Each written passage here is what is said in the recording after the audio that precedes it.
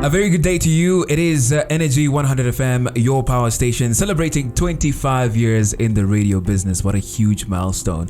My name is Nashawn. Welcome to week 4 or episode 4 of EconoChat. That is Let's Talk Business with Daniel Steinmann. He is the editor of The Economist as well as an economic analyst.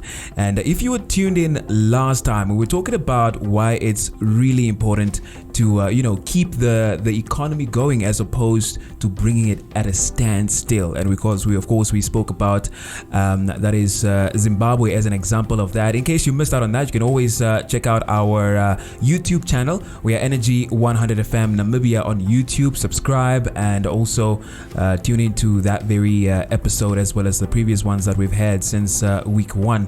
You can also check out www.economist.com.na. That is the official website of The Economist. You'll definitely get all the podcasts there as well. So before we get into exactly what we're talking about this time around, how are you? I am just good to go.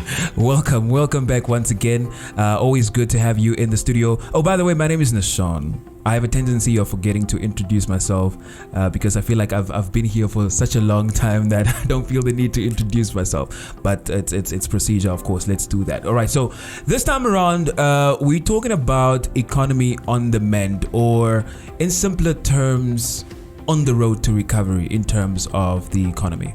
Let's get right into it. Nashawn, you remember last week? Yes. I used this example, and I drew the example from the statistics, saying or actually illustrating how expensive it was to keep the economy going, but regardless that it would still be more or cheaper than stopping the economy, halting the economy and restarting. And moreover, the damage that you do is very severe. Again, the Zimbabwe example. If you stop your economy unwillingly, it takes the better part of 10 years to just get back to the basics of an economy. Yeah.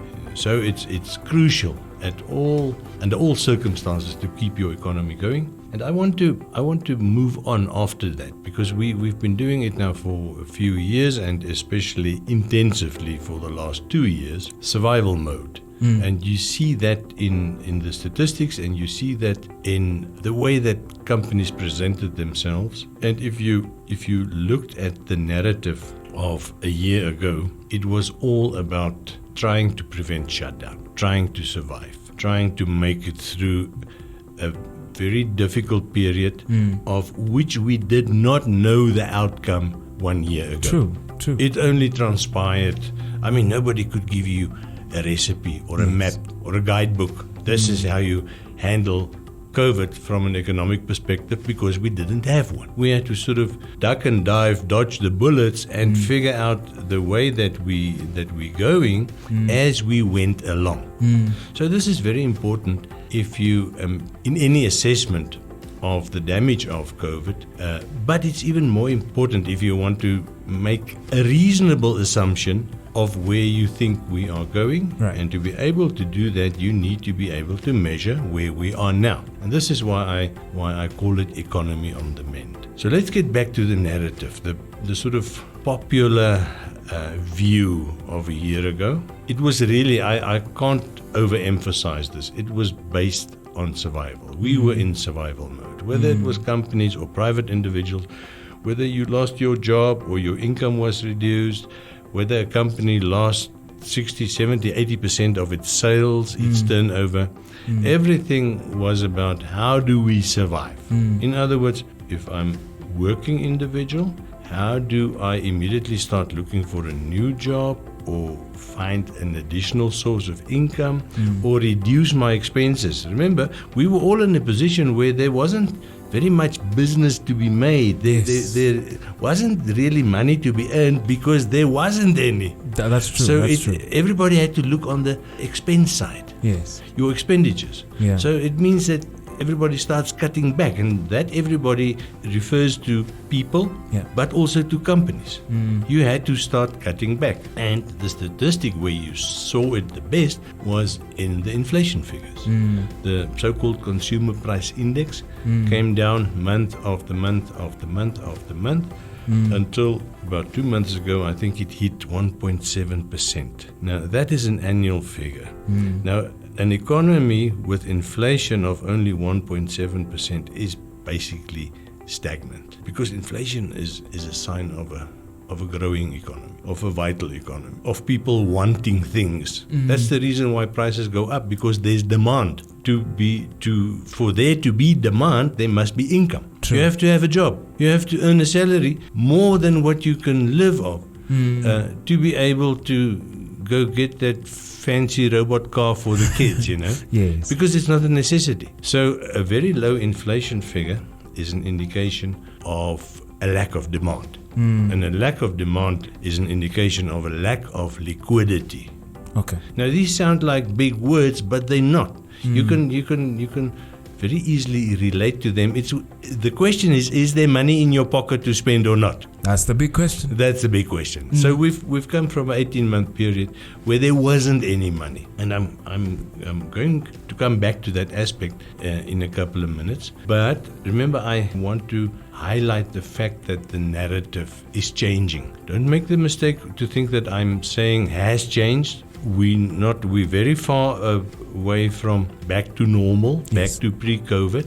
But the main thing is, do I see signs that, to answer my question or to my statement, to support my statement, the economy is on the mend? And now, coming back to the narrative, now you see companies are offering specials again.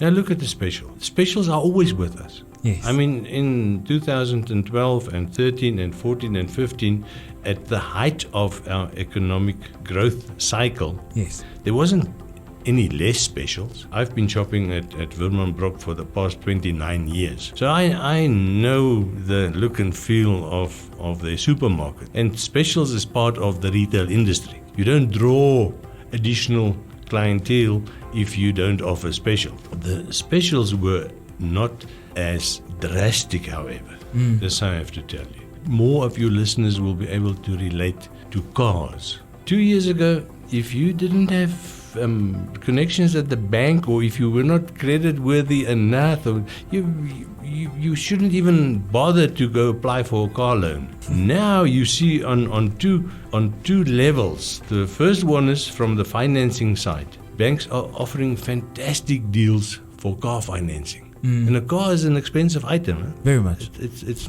not cheap, Yeah. So you have to have shilolies in the bank, or some form of collateral if you want to apply for that loan, or some form of steady income. But you also see it from the industry side itself, the specials that they offer, the car dealers, making it more attractive to go and stick out your neck, to go crawl there in front of your bank manager and ask for 200,000 or 300,000 to go buy a very modest car. You know that you can go buy a car for 1.5 million, and then it's not really a supercar or a fancy car. It's sort of slightly nicer. Yes. Yeah. So the point I'm trying to make is there where economic activity is representative of, let's say, 80% or 90% of the market. So not the super rich and not the dirt poor. We always need to cut those two 5% categories off to get to an idea of what does the middle tells us. And it tells us that confidence is returning. I'm going to have to quickly... Okay, let's carry on then with what specifically do I see that point to an economy on the mend? Yes. That is exactly what we're going to be talking about as we, of course, return. We are talking to Mr. Daniel Steinmann. He is an economic analyst as well as the editor of The Economist. And this is EconoChat, Let's Talk Business with Daniel Steinmann. Episode 4, week 4, right here on Energy 100 FM. We will be back right after this.